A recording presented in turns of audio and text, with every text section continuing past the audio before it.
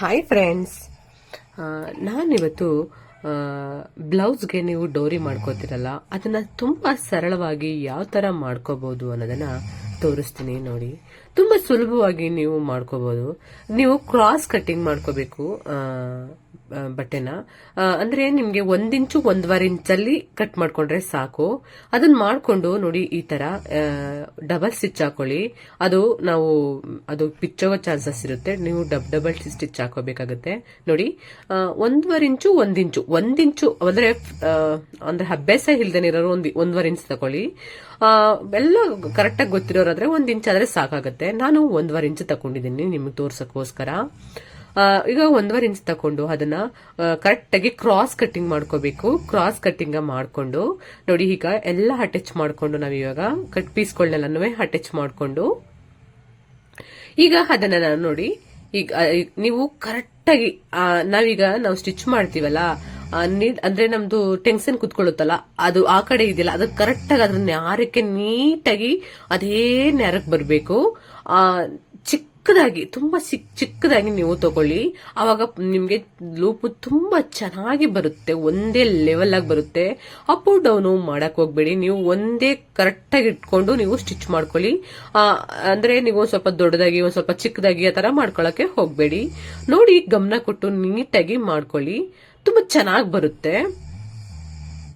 ಅದಾದ್ಮೇಲೆ ನೀವು ಈ ತರ ಮಾಡ್ಕೊಂಡಾದ್ಮೇಲೆ, ಇಲ್ಲ ನಿಮ್ಗೆ ನಾನು ತೋರಿಸ್ತಿರೋದು ಕೆಲವ್ರಿಗೆ ಅಲ್ಲಿಗೆ ಥ್ರೆಡ್ ನ ಡೈರೆಕ್ಟ್ ಆಗಿ ಥ್ರೆಡ್ ಹಾಕೊಂಡು ಸ್ಟಿಚ್ ಮಾಡ್ಕೊಂಡ್ರೆ ಇನ್ನು ಬೆಸ್ಟ್.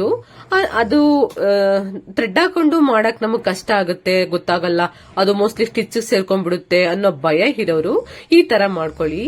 ಇಲ್ಲ ನಾನು ಡೈರೆಕ್ಟ್ ಆಗಿ ನಾವು ಅಲ್ಲಿಗೆ ಥ್ರೆಡ್ ನ ಅಲ್ಲಿಗೆ ಹಾಕೊಂಡು ಸ್ಟಿಚ್ ಮಾಡ್ತೀನಿ ಅನ್ನೋರು ಆರಾಮಾಗಿ ನೀವು ಅದಕ್ಕೆ ಹಾಕೊಂಡು ಸ್ಟಿಚ್ ಮಾಡ್ಕೋಬಹುದು. ಅಂದ್ರೆ ಒಳಗಡೆನೆ ಥ್ರೆಡ್ ಇದ್ರೆ ಆಗ ನಾವು ಲಾಸ್ಟ್ ಅಲ್ಲಿ ನಾವು ಥ್ರೆಡ್ ಹಾಕ್ತಿವಲ್ಲ, ಅದು ತಪ್ಪುತ್ತೆ. ಹಾಗ ನೀಟಾಗಿ ಮಾಡ್ಕೊಂಡಾದ್ಮೇಲೆ ಅದನ್ನ ನಾವು ಸೈಡ್ ಅಲ್ಲಿ ಬಟ್ಟೆ ಅಂದ್ರೆ ಕಚ್ಚೆ ಉಳ್ಕೊಳ್ಳುತ್ತಲ್ಲ, ಆ ಕಚ್ಚೆನ ನಾವು ನೀಟಾಗಿ ಸ್ವಲ್ಪ 1/4 ಇಂಚ ಬಿಟ್ಕೊಂಡು ಎಲ್ಲಾನು ನೀಟಾಗಿ ಕಟ್ ಮಾಡ್ಕೋಬೇಕು. ಕಟ್ ಮಾಡ್ಕೊಂಡು ನಿಮ್ಮ ಹತ್ರ ಈ ಸಾರೆ ಕುಚ್ಚಾಕ್ತಿವಲ್ಲ, ಆ ಸೂಜಿ ಬರುತ್ತಲ್ಲ, ಅದಾದ್ರೂ ಸರಿನೇ, ಎಮ್ಮಿಂಗ್ ಸೂಜಿ ಆದ್ರೂ ಸರಿ, ನೀವ್ ಯಾವ ಸೂಜಿ ಆದ್ರೂ ಬೇಕಾದ್ರೂ ತಗೋಬಹುದು. ಇದೇ ಸೂಜಿ ಬೇಕು ಅಂತ ಏನಿಲ್ಲ. ಅದಕ್ಕೆ ನಾವು ದಾರ ಕೋಣಿಸ್ಕೊಂಡು ಈ ತರ ಹಾಕೊಂಡು ಈ ಕಡೆ ನಾಟ್ ಹಾಕೋಬೇಕಾಗುತ್ತೆ. ಅಂದ್ರೆ ನೀವು ಈ ಕಡೆ ನೀಟಾಗಿ ಟೈಟ್ ಆಗಿ ಕಟ್ಕೊಳ್ಳಿ. ಈ ತರ ಕಟ್ಕೊಂಡಾಗ ಅದು ಈಸಿಯಾಗಿ ಬರುತ್ತೆ ನೋಡಿ. ಈ ತರ ಮಾಡ್ಕೊಳ್ಳಿ. ಇಲ್ಲ ಅಂದ್ರೆ ನೀವು ಫಸ್ಟ್ ದಾರ ಹಾಕ್ಬಿಟ್ರೆ ಅಲ್ಲಿ ರಫ್ ಹೊಡೆದ್ ಬಿಟ್ರೆ ಅದು ದಾರ ಅಲ್ಲೇ ಇರುತ್ತೆ. ನೀವು ಒಂದೇ ಸಲ ಸ್ಟಿಚ್ ಮಾಡ್ಕೊಂಡು ಆರಾಮಾಗಿ ಒಂದೇ ಸಲಿಗೆ ಮುಗಿಸ್ಕೊಂಡ್ಬಿಡ್ಬೋದು. ಅದು ನಿಮಗ್ ಬರಲ್ಲ, ಫಸ್ಟ್ ಟೈಮ್ ನಮಗ್ ಮಾಡಕ್ ಬರಲ್ಲ ಅನ್ನೋರು ಈ ತರ ಮಾಡ್ಕೊಳ್ಳಿ. ಆಗ ಸ್ವಲ್ಪ ಹೊತ್ತು ನೀವು ಅದನ್ನ ನೀವು ಸೂಕ್ಷ್ಮವಾಗಿ ಒಂದ್ಸಲ ಬಿಡಿಸ್ಕೊಂಡ್ರೆ ಸಾಕು ಫಸ್ಟ್ ಟೈಮು. ಆಮೇಲೆ ಆರಾಮಾಗಿ ಅದು ಪೈಪು ಬರುತ್ತೆ ನೀಟಾಗಿ. ಅಂದ್ರೆ ನಾವು ಸ್ಟಾರ್ಟಿಂಗ್ ಅಲ್ಲಿ ಬೀಳ್ಸ್ಕೊಳ್ಳುವಾಗ ಒಂದ್ ಸ್ವಲ್ಪ ಕಷ್ಟ ಆಗುತ್ತೆ ಅಷ್ಟೇ, ಬಿಟ್ರೆ ಇನ್ನೇನಿಲ್ಲ. ನೋಡಿ ಎಷ್ಟು ಈಸಿಯಾಗಿ ಬರ್ತಾ ಇದೆ ಅಂತ.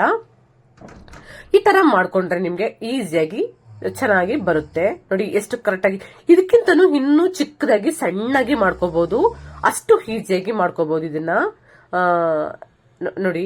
ಆಮೇಲೆ ಇನ್ನೊಂದು, ನಾನು ಜಾಸ್ತಿ ಮಾಡುವಾಗ ನಾನು ಡೈರೆಕ್ಟ್ ಆಗೇನೆ ಥ್ರೆಡ್ ನ ಅದಕ್ಕೆ ಹಾಕೊಂಡು ಅಲ್ಲೇ ರಫ್ ಹೊಡೆದ್ಬಿಟ್ಟು ಆಮೇಲೆ ಅದನ್ನ ಬಿಚ್ಕೊಂತೀನಿ, ಈಸಿಯಾಗಿ ಇದ್ ಮಾಡ್ಕೊಂತೀನಿ. ನೀವು ಬರಲ್ಲ ಅನ್ನೋರು ನಾನು ಹೇಗ್ ತೋರಿಸಿದ್ದೀನೋ ಆ ತರ ಮಾಡ್ಕೊಳ್ಳಿ.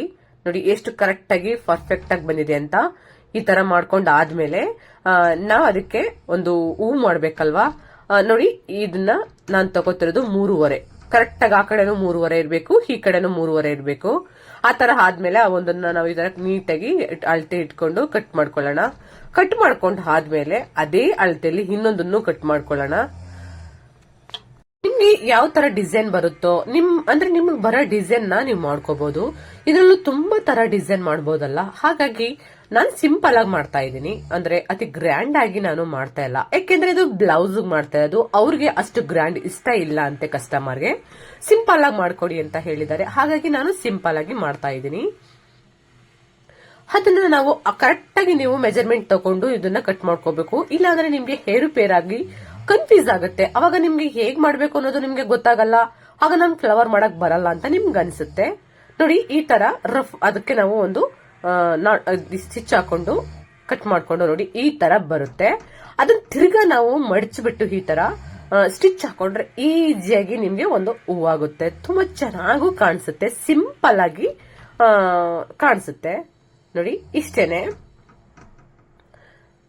ಇದಾದ್ಮೇಲೆ ನಾವೀಗ ಓಪನ್ ಮಾಡ್ಕೊಂಡು ಅದನ್ನ ನೋಡಿ ಎಷ್ಟು ಚೆನ್ನಾಗಿ ಕಾಣಿಸ್ತಾ ಇದೆ. ಅಂದ್ರೆ ಬೈ ಚಾನ್ಸ್ ಅವ್ರ ಹತ್ರ ಏನಾದ್ರು ಆಪೋಸಿಟ್ ಸ್ಯಾರಿ ಇದ್ರೆ ಅಂದ್ರೆ ಈ ಹೂವನ್ನ ಅವ್ರ ಹತ್ರ ಆ ಸ್ಯಾರಿ ಇದರಲ್ಲಿ ಕಟ್ ಮಾಡ್ಕೊಂಡು ನೀವು ಅಲ್ಲಿಗೆ ಹಾವು ಫ್ಲವರ್ ನ ಹಾಗೆ ಮಾಡ್ಕೊಳ್ಳಿ, ಅವಾಗ ಚೆನ್ನಾಗಿ ಕಾಣಿಸುತ್ತೆ. ಇಲ್ಲ ಅವ್ರ ಹತ್ರ ಅದಿಲ್ಲ ಅನ್ನೋರು ಇದನ್ನೇ ಅದರದ ಕಲರ್ನೇ ಹಾಕೊಳ್ಳಿ. ಇದು ಸ್ಯಾರಿ ಬ್ಲೌಸು ಒಂದೇ ಕಲರ್ ಆಗಿರೋದ್ರಿಂದ ನಾನು ಅದೇ ಕಲರ್ ಫ್ಲವರ್ ನ ಮಾಡ್ತಾ ಇದ್ದೀನಿ. ಇಲ್ಲ ಅವ್ರದ್ದು ಆಪೋಸಿಟ್ ಕಲರ್ ಇದೆ ಅಂತ ಅಂದ್ರೆ ನೀವು ಫ್ಲವರ್ ನ ನೀವು ಬೇರೆ ಇದ್ರಲ್ಲಿ ಮಾಡ್ಕೋಬೇಕಾಗತ್ತೆ, ಚೆನ್ನಾಗಿರುತ್ತೆ.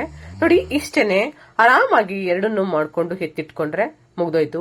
ನೋಡಿ ಫ್ರೆಂಡ್ಸ್ ಎಷ್ಟು ಚೆನ್ನಾಗಿ ಬಂದಿದೆ ಅಂತ. ನಿಮ್ಗೆ ಇಷ್ಟ ಆಗುತ್ತೆ ಅನ್ಕೊಂತೀನಿ. ಇಷ್ಟ ಆದ್ರೆ ಲೈಕ್ ಮಾಡಿ, ಕಮೆಂಟ್ ಮಾಡಿ, ಸಬ್ಸ್ಕ್ರೈಬ್ ಮಾಡ್ಕೊಳ್ಳಿ, ಬೆಲ್ ಬಟನ್ ನ ಫ್ರೆಶ್ ಮಾಡಿ, ನಿಮ್ ಫ್ರೆಂಡ್ಸ್ಗಳಿಗೆಲ್ಲ ಶೇರ್ ಮಾಡ್ಕೊಳ್ಳಿ ಫ್ರೆಂಡ್ಸ್. ಓಕೆ ಫ್ರೆಂಡ್ಸ್, ಬಾಯ್.